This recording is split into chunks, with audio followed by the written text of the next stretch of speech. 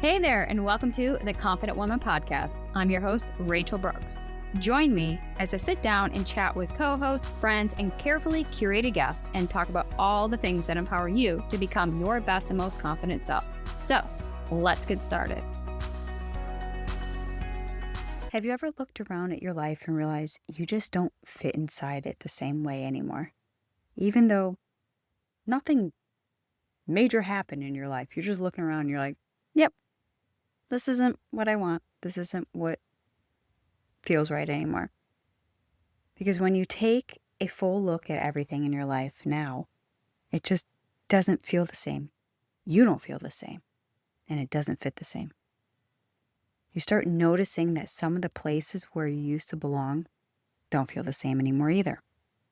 The things that used to light you up, the conversations that used to fill you and bring you so much joy, the things that you could talk about for hours, somehow they don't fill you anymore. And even some of the relationships that once felt so natural, you can start to feel the distance. They feel empty. And this isn't necessarily about the people on the other side of them either. It's just something has changed. Because sometimes it's about who you've become in the middle of everything that life has put you through. And that's where I'm finding myself lately, in the midst of it all, where at times I feel so lost and yet somewhere, somehow, so at peace with where I'm at. I find myself longing for something that I just can't quite figure out. And sometimes I feel alone inside and beside myself because I know something has changed. I know I've changed, but I don't always know where this version of me fits. I don't know if it's the season I'm in, a midlife thing, a in-between thing, or just some combination of it all. But the more I try to understand what's actually happening, the more I realize we don't talk enough about what this actually feels like on the inside. We can explain that something feels off, but there's this loneliness and becoming somebody different when there isn't just some big obvious thing that you can point to and say, that's where it happened. That's where everything changed. Because sometimes you're just changing. And the life that fit you before just doesn't fit or feel the same way anymore. And I think that's what I've been trying to understand. Because when I look at what grief has taught me, I keep coming back to this idea that grief isn't only about losing somebody. Sometimes it's realizing you can't go back to the version of yourself that existed when that person, the relationship, the role, the dream, or life still existed the way it used to. And that, for me, became painfully clear after my dad died. Of course, I lost my father, but I also lost the relationship he and I spent years building. The more I worked on my own healing and started understanding myself better, the more I started seeing him differently too. And our relationship, it deepened in a way that I was so grateful for. And for probably the last 7 or 8 years of his life, I finally felt like I had the relationship with my dad that I had always wanted for so long. And then it was gone, taken all too soon. And the moment I got that call, I had one thing to do, which was get to my mother's side as quickly as possible. Whatever I thought mattered before that call didn't even register the same way, because within hours, the life I knew was in my rear view. And I don't think I understood how many pieces of that life would stay there. Because when you lose somebody or something that changes your entire life, you can also lose pieces and fragments of who you were when that version of you and your life still existed. And you grieve what was, what would have been, and even the predictability of a life that felt familiar because at least you knew where you stood inside of it. And then life keeps moving because that's what life does. And somehow you're expected to move with it while you're still trying to figure out, who the hell am I now? And maybe you know what that feels like too.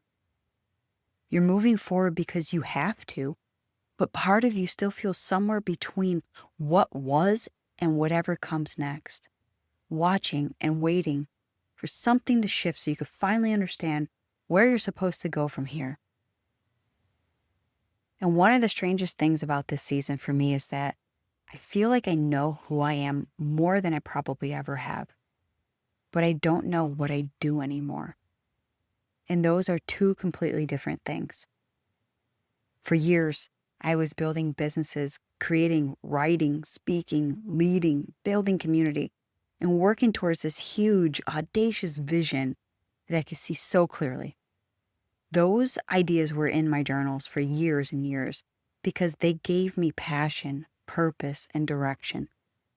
I knew what I was building, and I knew what I was working toward. And now I can look at some of those very things that I used to want, and I kid you not, my whole body flinches. It recoils. Everything in me reacts. And while I see people out there doing the thing, people networking, building, hosting events, and literally all the things that I spent years doing, and instead of thinking, God, I miss that, my whole soul sighs because I'm exhausted just looking at it. I don't think those dreams were wrong, and I definitely don't regret that version of my life. In fact, I don't live with regret. And so that's where I'm still struggling to figure out what that actually is. Why do I feel that same way? Because it's not just that I don't feel that anymore, and I don't feel like me anymore. And that can get really confusing when so much of our identity becomes connected to what we do, especially when somebody asks that seemingly simple question. So, what do you do? And honestly, I don't even know how to answer that in the most literal sense anymore. I've always hated that question to begin with prior to this, and I've always hated being reduced to a label, a title, a role, or one singular identity because I don't do just one thing. And I don't think any of us are just one thing. We're multidimensional, multifaceted, multi-passionate human beings. And yet so much of life wants us to have a clean answer for who we are based on what we produce. And right now, I don't have the next big thing pointing me towards this North Star. I don't have that next big thing in front of me at all. Some days, I have zero interest in even creating one. Because I know who I am. I just don't know what I do. And for someone who has always been an action taker, that's such a strange place to live in. I've always been able to see the big vision and figure out what needs to happen and how to get there. And right now in this season, I'm living one foot in front of the other, one day at a time, one breath at a time. And I don't know where forward even leads me. But yeah, somehow, there's peace in that. And maybe you found yourself there too, where the very things you spent years working towards suddenly don't hold the same meaning anymore. It doesn't automatically mean that you've wasted your time or chosen the wrong path or whatever that might look like for you. Because maybe something in you has just simply changed. And that's nothing wrong. And now you're just in this place where you're trying to understand what that change is asking of you. And what I've found is that relationships have taught me something similar because I've learned that we can love people without losing ourselves inside of those relationships. And sometimes people stay deeply connected, even when their lives look completely different. And then on other times, a relationship can change because the role we were playing inside of it changes. So for a long time, when somebody was in my heart, I could give too much away of myself. And because of that, there's a part of me that wanted to be loved and accepted. And I think that's such a human thing. We all want to belong. But there's a difference between loving somebody and being responsible for keeping an entire relationship alive. And sometimes when the roles change, the relationship changes with it. And so maybe that's why this idea of outgrowing people has never felt quite complete to me. Sometimes you haven't outgrown anybody. You've just simply changed. They've changed.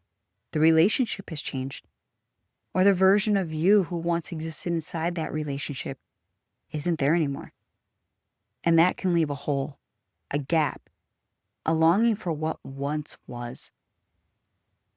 I know that longing because I miss my dad. I miss my family and the way it once was. I miss the safety and the familiarity and knowing what home felt like. I'll never create another father-daughter moment with him ever again. And there's nothing inspirational that I could say that could change any of that. Some things are just simply not meant to be replaced. And I think that that's maybe why my soul keeps longing for home. And when I say home, I'm not talking about a physical address. I'm talking about feeling safe, known, loved, and cared for. And I'm talking about the place where you can take that deep exhale without constantly thinking about what has to be fixed, solved, built, or figured out next. A place where you belong. And I'm longing for something softer and simpler in a way that I probably have never experienced before. And maybe that's why my soul is craving and rejecting all the things that do feel so familiar. And that feels so foreign to me because I've spent most of my life doing, achieving, building, leading, and just frankly making shit happen. My soul is tired. It's so weary. And I keep coming back to the scripture where Jesus says, "Come to me, all of you who are weary and burdened, and I will give you rest." And I understand that completely different now because I understand weary differently. So for most of my life, rest felt like something you did so you could recover and get back out there and keep going and doing and grinding and hustling and achieving. And it's like, oh my goodness, when's it going to stop? But what I'm craving now is so much deeper than that. I'm craving that eternal home while I'm living inside this temporary one during a season when I don't always feel completely at home in my own life. And I'm still moving forward and I still have hope and expectations for what's still to come. I just don't know exactly where forward leads me anymore. And for the first time in my life, I'm starting to wonder if I even need to know. And I think that brings us right back to trust. Can we trust ourselves when we don't have the full picture? And can we trust God when we don't know what comes next? And that's where my Christian faith comes in, not as a religion, but as a relationship with Jesus. People tend to get that backwards all the time and think they need to follow all these rules or somehow get everything right in order to have acceptance and belonging. But for me, Jesus is not religion. It's a relationship with him. And that's one of the coolest things you can experience. And so my faith isn't about checking boxes, performing, or proving that I'm good enough or having all the right answers.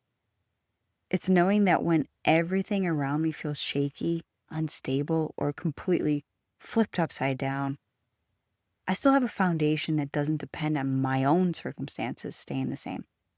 And it's not by my own design or my own control.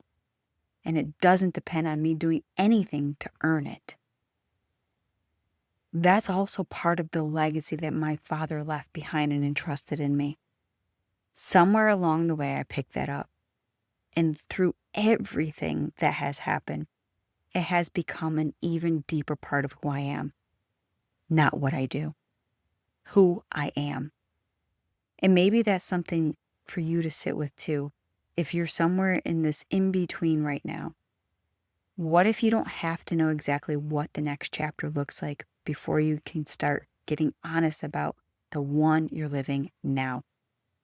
What doesn't fit anymore? What are you longing for now? What parts of your old life are you still trying to recreate because you don't know what comes next? And who are you becoming in the middle of it all? I don't have those answers wrapped up with a pretty bow because I'm right here in the middle of this season too. I'm learning how to live inside what is while I'm still missing what once was. And I'm still learning how to trust in something I have zero control over. For me, that is faith in action. And if you're in this place too, where you know something has changed, but you're still trying to understand who you are now, this is exactly the reason why I created the Becoming Identity Planner and Journal. It gives you a place to get honest about where you are, who you're becoming, and what comes next without turning your life into another thing you need to perform or get right. I'll leave the link for you in the show notes below. And I don't know what that gain is yet from everything that has been lost. And I'm not trying to pretend I know exactly what God is doing with every piece of it, because I don't. What I do know is that there is this in-between, and where the old life doesn't feel like home anymore, but the new one hasn't fully taken shape either. And sometimes we find ourselves somewhere between what was and whatever comes next, trying to figure out where we belong. And for every loss, there is a gain. And I'm in a season of trying to find out what that is. When I do, I know where all the glory goes to God, who works infinitely all things together for his good and glory. So until next time, take care and God bless. Hey there, thank you so much for joining me on today's episode of the Confident Woman Podcast. If you enjoyed today's episode as much as I did, please be sure to like, subscribe, and leave us a review. Thanks again for listening.